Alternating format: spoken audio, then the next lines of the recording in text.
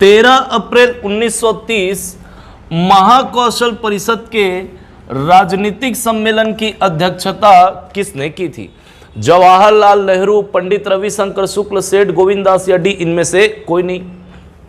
तो सविनय अवज्ञा आंदोलन के दौरान, अब चूंकि सविनय अवज्ञा आंदोलन 2 चरणों में चला, एक 1930 से 31 और दूसरा 1932 से 34। तो सविनय अवज्ञा आंदोलन के पहले चरण के दौरान प्रारंभिक दौर पर 6 अप्रैल 1930 से 13 अप्रैल 1930, 6 से आपका 6 अप्रैल से 13 अप्रैल 1930 को राष्ट्रीय सप्ताह मनाया गया। क्या मनाया गया? राष्ट्रीय सप्ताह। ओके, कब से कब तक? 6 से 13 अप्रैल 1930 को। और 13 अप्रैल 1930 को ही नागपुर में, कहां पे? नागपुर में महाकौशल परिषद के राजनीतिक सम्मेलन का आयोजन किया गया, जिसकी अध्यक्षता करने वाले थे कौन? आपका पंडित जवाहरलाल नेहरू। लेकिन पंडित जवाहरलाल नेहरू क्या कर लिया जाता है? गिरफ्तार कर लिया जाता है। तो ये जो सम्मेलन है ये नागपुर के बदले कहां शिफ्ट कर दिया जाता है? आपका रायपुर। ओके, कहां? रायपुर। और रायपुर में यह सम्मेलन आयोजित होगा 15 अप्रैल 1930 को। कब? 15 अप्रैल 1930 को, जिसकी अध्यक्षता करेंगे कौन? सेठ गोविंददास। कौन? सेठ गोविंददास। तो महाकौशल परिषद का राजनीतिक सम्मेलन कब हुआ? तो 15 अप्रैल 1930 को। कहां हुआ? रायपुर में, जिसकी अध्यक्षता कौन किए थे? सेठ गोविंद दास। क्लियर है? चलिए अगला क्वेश्चन देखते हैं।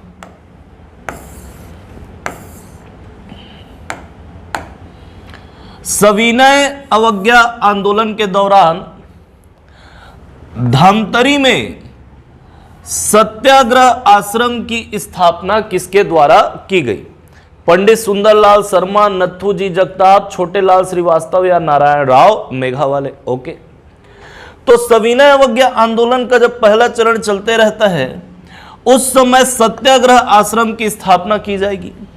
कहां पे? धमतरी में। कहां पे? धमतरी।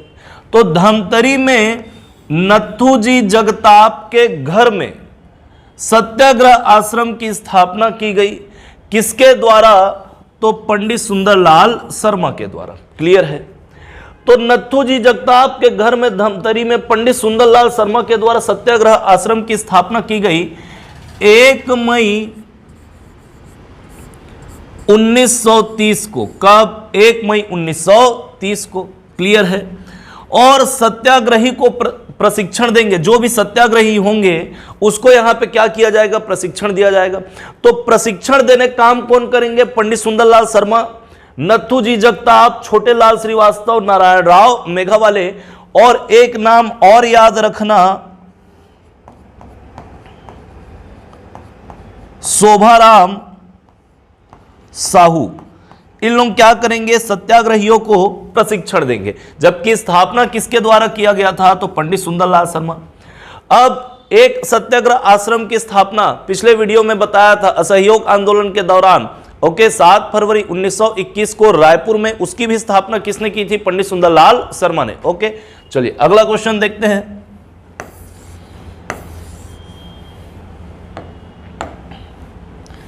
रायपुर में नमक कानून भंग किसने किया था? तो सविनय अवज्ञा आंदोलन के दौरान नमक कानून तोड़ा जाएगा। ओके, अब नमक कानून कहां कहां तोड़ा गया? तो नमक कानून तोड़ा गया था आपका रायपुर में।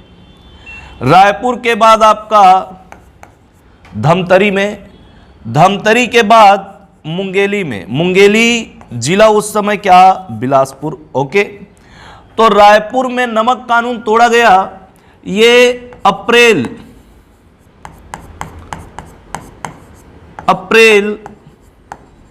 1930 को। कब? अप्रैल 1930 को। कहां पे? रायपुर में। रायपुर में अप्रैल 1930 में नमक कानून तोड़ा था किसने? पंडित रविशंकर शुक्ल ने, और विरोध प्रदर्शन किया था। ओके, किसने? पंडित रविशंकर शुक्ल ने। और इनके सहयोगी में नाम याद रखना, महंत लक्ष्मी नारायण, महंत लक्ष्मी नारायण दास, सेठ गोविंद दास, सेठ गोविंद दास, गयाचरण त्रिवेदी, गयाचरण त्रिवेदी, गयाचरण त्रिवेदी, और पंडित द्वारिका प्रसाद मिश्र, पंडित द्वारिका प्रसाद मिश्र, ये सब कौन थे? सहयोगी थे। तो अप्रैल 1930 में रायपुर में पंडित रविशंकर शुक्ल के द्वारा क्या किया गया? नमक कानून तोड़ा गया और विरोध प्रदर्शन किया गया। उनके सहयोगी में महंत लक्ष्मी नारायण दास, सेठ गोविंद दास, गयाचरण त्रिवेदी और पंडित द्वारिका प्रसाद त्रिवेदी थे, सॉरी मिश्र। ओके, जबकि धमतरी में नमक कानून तोड़ा था किसने? तो याद रखना, नारायण राव मेघावाले ने। किसने? नारायण राव मेघावाले ने। मुंगेली में नमक कानून तोड़ा था पंडित राम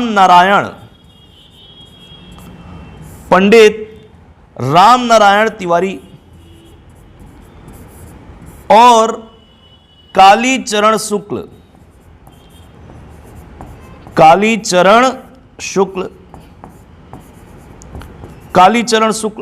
और सहयोगी में नाम याद रखना, गजाधर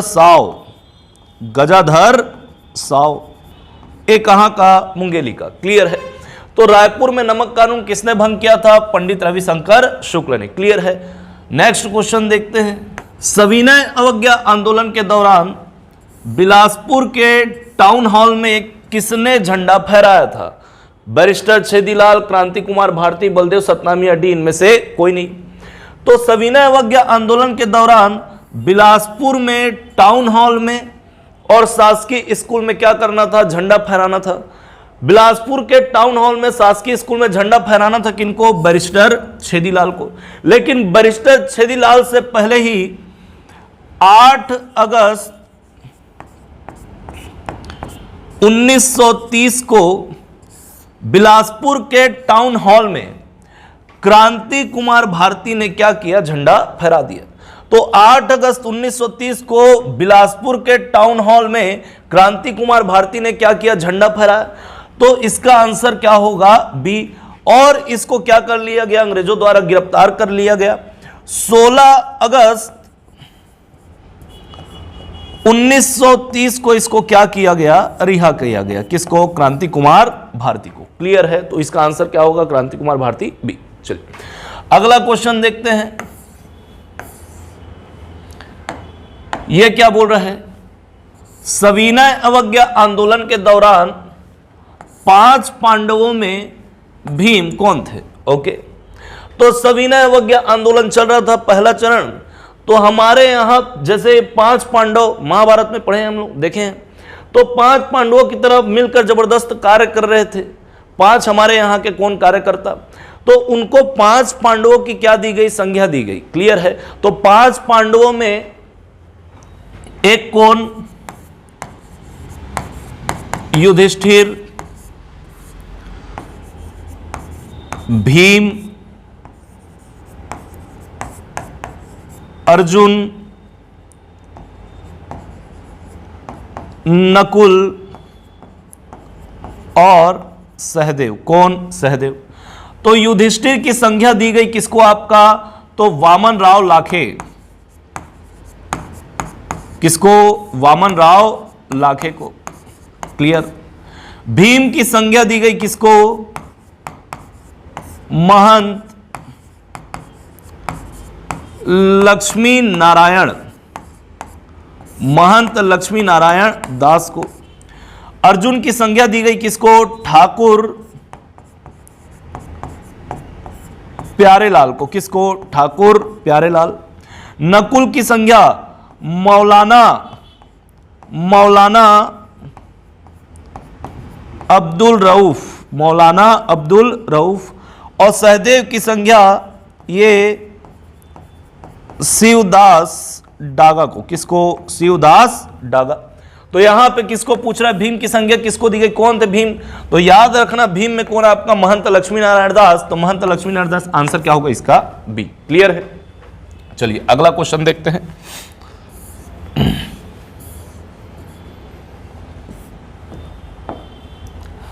सविनय अवज्ञा आंदोलन के समय रायपुर जिला काउंसिल को कब भंग किया गया? तो आंदोलन चल रहा था, तो अंग्रेजों के द्वारा क्या किया गया? रायपुर जिला काउंसिल को क्या कर दिया गया? भंग कर दिया गया। तो कब भंग किया गया? तो याद रखना 11 नवंबर 1930 को। कितने साल के लिए? तो 3 वर्ष के लिए आंदोलन के दौरान रायपुर जिला काउंसिल को क्या कर दिया गया? भंग कर दिया गया। क्लियर है? चलिए आगे बढ़ते हैं। नेक्स्ट क्वेश्चन, ये क्या बोल रहा है? कांग्रेस के किस अधिवेशन में महात्मा गांधी जी को द्वितीय गोलमेज सम्मेलन में प्रतिनिधित्व करने के लिए मनोनीत किया गया था? कराची, लाहौर, कलकत्ता या नागपुर? तो 1930 में सविनय अवज्ञा आंदोलन चलते रहता है। इसी बीच लंदन में गोलमेज सम्मेलन का आयोजन किया जाता है। अब चूंकि कांग्रेस पहले गोलमेज सम्मेलन में 1930 में शामिल नहीं हो पाती, क्योंकि वो कहां बिजी थी? आपका सविनय अवज्ञा आंदोलन में, तो उसका कोई निष्कर्ष नहीं निकल पाया। तो दूसरा गोलमेज सम्मेलन आयोजित किया गया कब? आपका 1931 को। तो उसमें कांग्रेस को बुलाया गया। तो कांग्रेस से लीड करने के लिए किसको मनोनीत किया गया? महात्मा गांधी को। ओके, तो जिस अधिवेशन में महात्मा गांधी जी को 1931 के दूसरे गोलमेज सम्मेलन में जाने के लिए मनोनीत किया गया, तो वो अधिवेशन था आपका कराची का। कब हुआ था? 1931 को। कहां पे? कराची पे। तो इसका आंसर क्या होगा? ए। क्लियर? चलिए अगला क्वेश्चन देखते हैं। रायपुर में पेशावर दिवस का आयोजन कब हुआ था? क्लियर? तो सविनय अवज्ञा आंदोलन, ये इसका जो पहला चरण है ये 5 मार्च 1931 को गांधी इरविन समझौता, जिसे पूना पैक्ट, दिल्ली पैक्ट के नाम से जाना जाता है, तो गांधी इरविन समझौता 5 मार्च 1931 और सविनय अवज्ञा आंदोलन का पहला चरण क्या? समाप्त। क्लियर है? गांधी जी गए थे कहां पे? गोलमेज सम्मेलन में, दूसरे 1931 वाले। वहां से वापस आने के बाद वो फिर से क्या करते हैं? आंदोलन शुरू करते हैं। तो सविनय अवज्ञा आंदोलन का दूसरा चरण ये 1932 से 34, ओके, 7 अप्रैल 1934 तक चलेगा। तो राष्ट्रीय स्तर पर भारत में सविनय अवज्ञा आंदोलन का दूसरा चरण ये 4 जनवरी 1932 से 7 अप्रैल 1934 तक चलेगा। जबकि छत्तीसगढ़ में ये 14 जनवरी 1932 से 7 अप्रैल 1934 तक चलेगा। कब तक चलेगा? 7 अप्रैल 1934 तक। क्लियर? तो सविनय अवज्ञा आंदोलन का दूसरा चरण प्रारंभ होता है। गांधी जी जब गोलमेज सम्मेलन से आते हैं तो आंदोलन को फिर से चालू करने की बात करते हैं। तो आंदोलन की जैसे ही घोषणा करते हैं उसके बाद गांधी जी को फिर क्या कर लिया जाता है? गिरफ्तार कर लिया जाता है। इससे आक्रोशित जनता फिर से क्या करती है? आंदोलन को चालू करती है और ये मान लेते हैं कि अब आंदोलन करना ही हमारा क्या बन गया है? पेशा बन गया है। इसलिए मनाते हैं क्या? आपका पेशावर दिवस। क्या मनाते हैं? पेशावर दिवस। तो पेशावर दिवस ये कहां मनाया गया? तो रायपुर में। कब मनाया गया? तो याद रखना 29 जनवरी 1932 को। कब मनाया गया? 29 जनवरी 1932 को पेशावर दिवस। कहां पे? रायपुर में। क्लियर है? चलिए अगला क्वेश्चन देखते हैं। सविनय अवज्ञा आंदोलन के दौरान जनवरी 1932 को किसे मध्य प्रांत के डिक्टेटर यानी कार्यवाहक चुना गया? ओके, तो जैसे इन लोग पेशावर दिवस मनाए, पेशावर दिवस मनाने के बाद क्या नियुक्त किया गया? डिक्टेटर यानी कि कार्यवाहक। कि जैसे आंदोलन चलाते हैं तो आंदोलन को लीड कौन करेगा? तो ऐसे करके कुल 8 डिक्टेटर बनाए गए थे, 8 कार्यवाहक बनाए गए थे। यदि आंदोलन चल रहा है, पहले डिक्टेटर को यदि गिरफ्तार कर लिया गया तो उसके बदले में दूसरे गिरफ्तार कर लिया गया तो तीसरा, ऐसे करके कुल कितने कार्यवाहक या डिक्टेटर बनाए गए थे? तो 8। और इन 8 में पूरे मध्य प्रांत का डिक्टेटर किसे चुना गया था? तो पंडित रविशंकर शुक्ल को। किसको? पंडित रविशंकर शुक्ल को। क्लियर है? तो 8 डिक्टेटर में एक पंडित रविशंकर शुक्ल, इन्हें पूरे मध्य प्रांत के लिए कार्यवाहक चुना गया था। क्लियर है? पंडित रविशंकर शुक्ल अब ये गिरफ्तार होंगे, तो इनके बाद कौन, इनके बाद कौन, मतलब एक एक पूरा क्या सीक्वेंस याद रखना पड़ेगा। पंडित रविशंकर शुक्ल के बाद में दूसरे कार्यवाहक बनाए गए थे पंडित सुंदरलाल शर्मा, पंडित सुंदरलाल शर्मा। और इनके सहयोगी में नाम याद रखना श्यामलाल सोम, श्यामलाल सोम। उसके बाद शंकर राव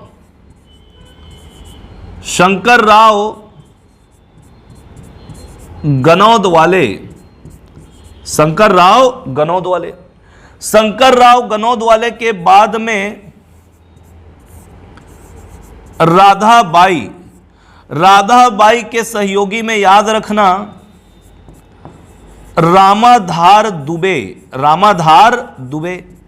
अब राधाबाई दुबे का नाम इसलिए याद रखना क्योंकि ये पहली वह एकमात्र महिला कार्यवाहक या डिक्टेटर थी। ओके, किनका नाम याद रखना? राधाबाई का। उसके बाद याद रखना माधव राव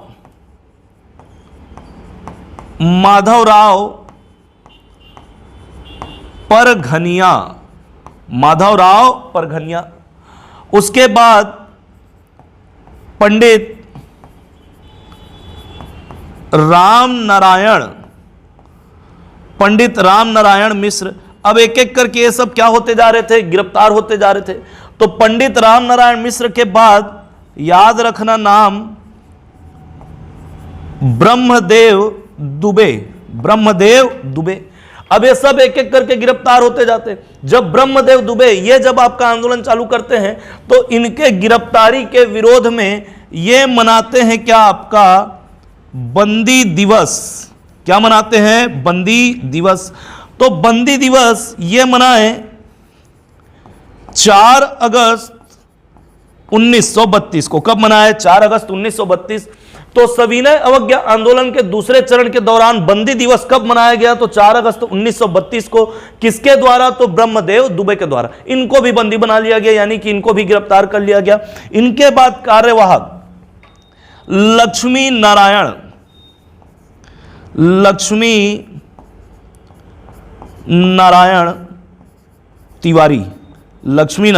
तिवारी। तो ये 8 कार्यवाहक क्या किए गए थे? बनाए गए थे। क्लियर है? चलिए, तो इनमें पूरे मध्य प्रांत के लिए कौन कार्यवाहक डिक्टेटर थे? तो आपका पंडित रविशंकर शुक्ल। क्लियर? चलिए अगला क्वेश्चन देखते हैं। ये क्या बोल रहा है? 1932 में रायपुर में सविनय अवज्ञा आंदोलन का नेतृत्व किसने किया था? क्लियर? तो 1932 में रायपुर में आपका सविनय अवज्ञा आंदोलन चलेगा। अब इसमें पूरा महिला है, महिला का नाम है। तो महिलाओं में नेतृत्व किसने किया था? केतकी बाई, मंटोरा बाई, राधाबाई या भुटकी बाई? तो अभी थोड़ी देर पहले बताया कि एकमात्र महिला कार्यवाहक डिक्टेटर थी कौन? आपका राधाबाई। कौन? राधाबाई। तो सविनय अवज्ञा आंदोलन के दूसरे चरण के दौरान रायपुर में नेतृत्व किसने किया था? राधाबाई ने। किसने? राधाबाई। इनको रायपुर नगर की माता के नाम से जाना जाता था। किस नाम से जाना जाता था? रायपुर नगर की माता के नाम से। किनको? राधा बाई को। क्लियर है? चलिए अगला क्वेश्चन देखते हैं। रायपुर में कीका भाई की दुकान में धरना प्रदर्शन का नेतृत्व किसने किया था? ओके, तो रायपुर में कीका भाई की दुकान थी, ठीक। अब कीका भाई के दुकान में विदेशी वस्तुओं का क्या था? भंडार था। तो विदेशी वस्तुओं का भंडार होने के कारण हमारे यहाँ के जो आपका आंदोलन करता थे वो सब उनके दुकान के सामने बैठ गया धरना प्रदर्शन के लिए। तो इस धरना प्रदर्शन का नेतृत्व किया था किसने? आपका शंकर राव गनोदवाले, खूबचंद बघेल, रविशंकर शुक्ल, पंडित सुंदरलाल शर्मा। तो याद रखना इस धरना प्रदर्शन का नेतृत्व किया था किसने? शंकर राव गनोदवाले ने। और इनके सहयोगी में याद रखना त्रेतानाथ तिवारी। त्रेतानाथ तिवारी। तो धरना प्रदर्शन कर रहे थे, पुलिस आएगी पकड़ के ले जाएगी। तो इनके साथ साथ कुछ महिलाओं ने भी अपनी गिरफ्तारी क्या की? पेश की। तो उनको भी ले जाकर क्या कर दिया गया? जेल में बंद कर दिया गया। तो कौन कौन महिलाओं ने अपनी गिरफ्तारी पेश की इनके साथ में? तो नाम याद रखना, मंटोरा बाई, मंटोरा बाई, भुटकी बाई, भुटकी बाई, कोज्जा बाई, कोज्जा बाई और फुटनिया बाई, फुटनिया बाई। कौन? फुटनिया बाई। ओके, क्लियर है? चलिए अगला क्वेश्चन देखते हैं।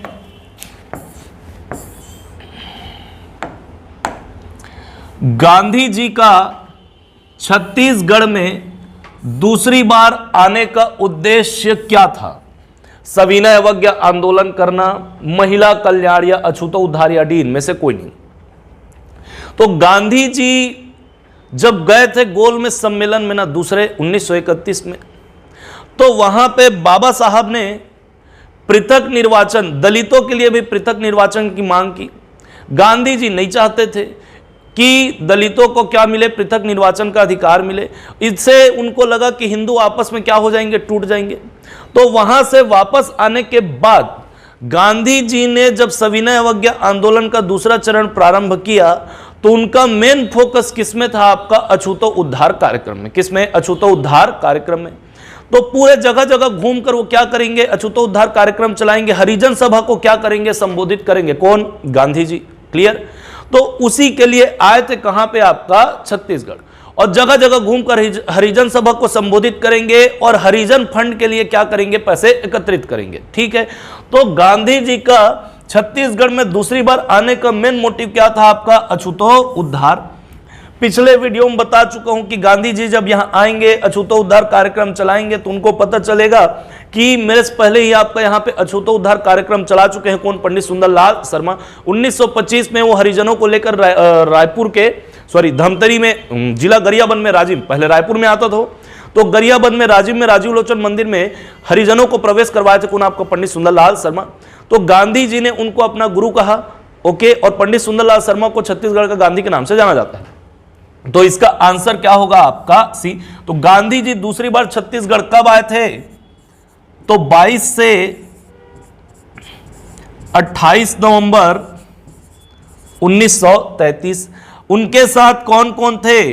तो याद रखना, महादेव देसाई, महादेव देसाई उनके निजी सचिव महादेव देसाई, ठक्कर बापा, ठक्कर बापा, ओके, मीराबेन, मीराबेन, मीराबेन और जमनालाल बजाज की पुत्री, जमनालाल बजाज की पुत्री। ये सब आए थे किसके साथ? आपका तो गांधी जी के साथ। कहां पे? छत्तीसगढ़। अगला क्वेश्चन,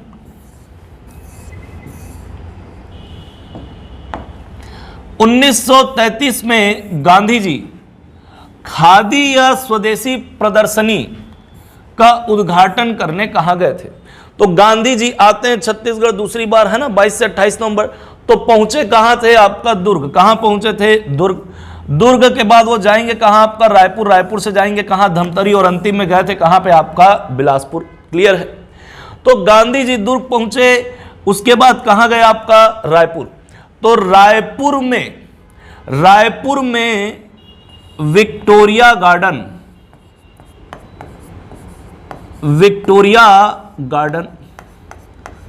विक्टोरिया गार्डन या मोती बाग में खादी या स्वदेशी प्रदर्शनी का क्या किए थे? वो उद्घाटन किए थे। कौन? गांधी जी। उसके बाद वो रायपुर में मौदहा पारा में क्या किए थे? हरिजन सभा को संबोधित किए थे और हरिजनों के साथ में क्या किए थे? मंदिर में प्रवेश किए थे। कौन? गांधी जी। साथ ही साथ गांधी जी रायपुर में ही लॉरी या सप्रे स्कूल में भाषण देने गए थे। रायपुर के राजकुमार कॉलेज का जो प्रिंसिपल था स्मिथ पियर्स, वो गांधी जी को अपने कॉलेज में बच्चों को संबोधित करने के लिए बुलाते हैं। तो गांधी जी जाते हैं कहां पे? आपका राजकुमार कॉलेज में भाषण देने के लिए। उसके बाद गांधी जी रायपुर से पहुंचे कहां पे? आपका धमतरी। तो धमतरी के मकईबंद चौक में, धमतरी के मकईबंद चौक में क्या किए थे? भाषण दिए थे। ओके। उसके बाद बाबू छोटेलाल श्रीवास्तव के घर में महिलाओं की सभा को क्या किए थे? संबोधित किए थे। वो हरिजन फंड के लिए आपका महिलाएं क्या करती हैं? पैसे देती हैं। उसके बाद गांधी जी पहुंचे कहां पे? आपका रायपुर। तो कहां पे? बिलासपुर। बिलासपुर में वर्तमान के गांधी चौक में गांधी जी ने क्या किया था? भाषण दिया था। क्लियर है?